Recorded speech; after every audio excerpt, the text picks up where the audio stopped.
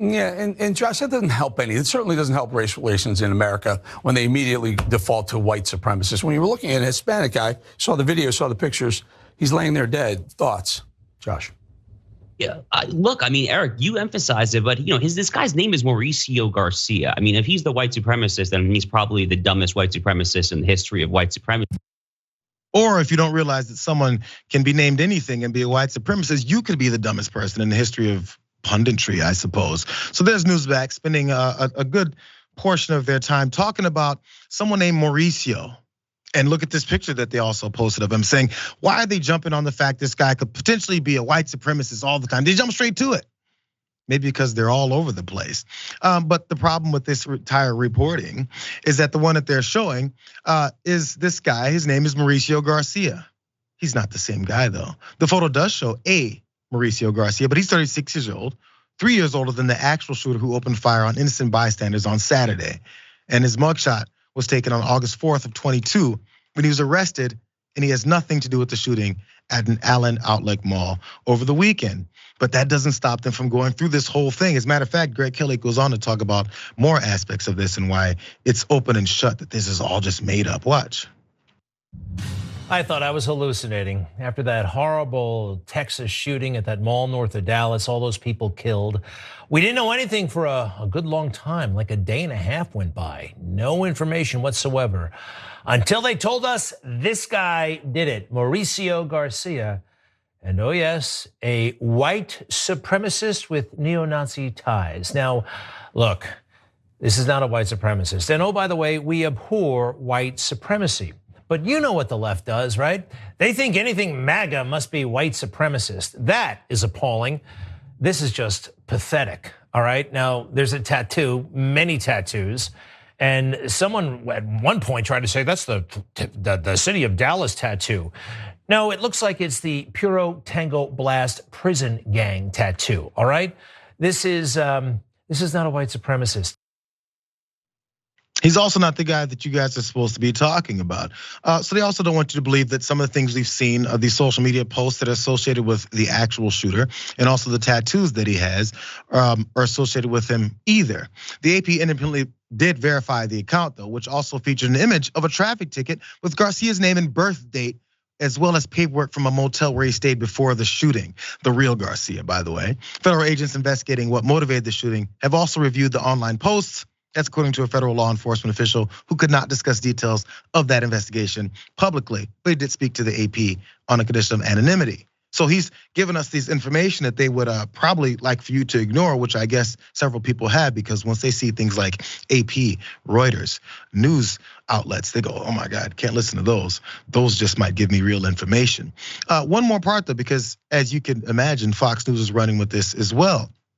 Here's Laura Ingraham, a screenshot from her show, where she talked about a bloody election strategy is to make sure that people think the person associated with this shooting, which has been confirmed by all these independent outlets and also by law enforcement themselves, that no, it's not really the thing. It's actually what Democrats have put together. So Dara, I have this one quick question before we break this down further. How is it possible that someone can then shoot up this mall with all these folks and somehow they can sell this as this is a Democratic strategy? So did they put the guy up to it? They say, here, go shoot up a bunch of innocent folks and then we can flip this into an election strategy thing. They don't have to do it. It's happening everywhere. These are the same people though who claim every shooting has crisis actors. Mm-hmm. So, and like, not for nothing, but like Newsmax, they don't exactly have like journalistic integrity. So none of this is shocking. And the fact that the left doesn't get ahead of it beforehand actually is what I find more shocking. It happens every time, every shooting without fail. Like we need to be getting ahead of the game and we're not. And that to me is a big failure on the Democratic Party. Well, how so? Like you said, get ahead of it. What's like saying? Coming out with, instead of just, we'll see like silence, like we don't know anything, whatever. And then you immediately, the right they always know. They always have like the inside scoop, and most of the time it's incorrect. Soon as that starts coming out, it needs to be getting shot down officially. Yeah, and it's not. The Democratic Party tends to stay silent on things for whatever reason until like way too long. And by the next one. Yeah. So like by the next time someone gets shot is how long they wait. Yeah. well, yeah. So yeah, that's what I'm thinking. We really need to be kind of jumping ahead of it, and because they're repetitive. It's insanity to allow it to continue, and like the left and Democrats just not doing anything about it. They're handling everything the exact same and then acting shocked when like this with Newsmax happens. It's performative at this point, in my opinion. Well, it's all they need to do. We could keep that cycle going of convincing enough people that that is what's happening. By the way, how are you going to explain this away? His name is Mauricio Garcia, though, and he can't possibly be a white supremacist. It's not like his name is Nick Fuentes or anything like that. How can someone with a name that sounds like that be a white supremacist? It's just Nick Fuentes. God. Or maybe there's this other guy who this is back in 2014, I believe, liked to wear swastikas on his arm while he drove a taxi. He was 26 years old and he was getting suspended. He was very upset about this whole thing. Let's look at a picture of Gabriel Diaz, because he can't be a white supremacist. His name is Gabriel Diaz. And this is what he said, though. I'm a National Socialist, what you guys call a Nazi. I am. I'm a believer of it, is what he said. Who says you have to be white to be a National Socialist? You don't have to be white. It can be anybody.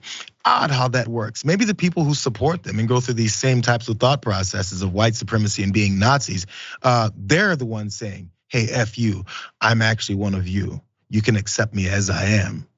Except, in these times when you don't want to accept responsibility for who you've riled up, that's the reasons why they turn them down.